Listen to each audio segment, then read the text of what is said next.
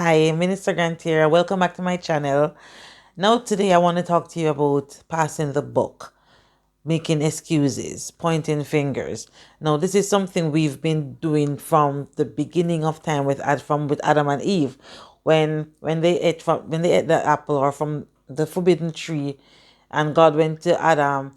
Adam said, "Boy, God, whenever I didn't really want to eat from the tree, but Eve made me do it." Went to Eve. Eve is like, "Oh, I was just there minding my own business when the serpent came up and tempted me." And so we have this finger pointing. It wasn't me. I never really want to do it. I them do it. I them cause it. I them this. They did it. They caused it. And in today, we're doing the same thing. Every time something happens or every time we're pushed to do something, we never take responsibility for our actions. We tend to always want to say it's because of X, Y, and Z. If X, Y, and Z didn't, or if they did, then I wouldn't. But the truth is, you're left with a choice at the end of the day, and you are the one who made the choice, regardless of the influences around. So stop passing buck, stop passing blame, stop making up excuses for your own actions, and claim responsibility and make better decisions. Just like some of us, we stay in these dead end relationships, and then at the end of it, when we're all heartbroken and hurt, we want to cuss and say, "Man, wicked and man, this." But the truth is, He has always shown you who He was, He has always told you who He was, and you've seen it for your own for your own self. You've seen it, but you still want to believe that there's some good in this individual. And let me not just say in this man, because it's in this woman too, because it goes vice versa.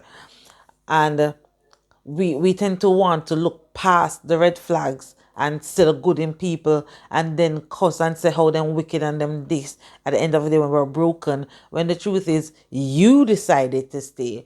You decided to overlook the things that were presented to you. You did it. So yes, they're wrong for playing you, for hurting you, but at the same time, take some responsibility and stop playing victim. You allowed it to happen. You sat in it and allowed it to happen. Now, I'm not saying all situations are the same, because there are some situations where you probably don't see no signals or anything, but there are times when you overlooked it.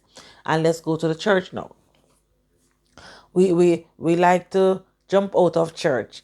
People like to backslide or walk out of church or walk away from God and say this to them. This person in church said this to them, and this person this and whatever, and they come up with all sort of things to justify why they left church. And fine, church hurt is real. I've been church hurt before, but I'm still here holding on to God's unchanging hands. Why? Because God never do me anything. So while people can do whatever they want to do and hurt me, I grounded myself in the word of God.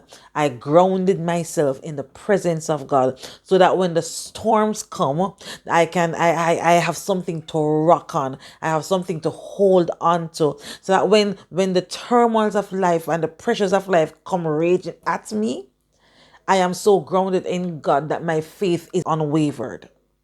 And even if sometimes I cuss off God and whatever to God, I'm not leaving God, because I know God for myself. Now, the truth is, some of us will walk out of church and blame church hurt because we haven't grounded ourselves in the word of God and in the presence of God.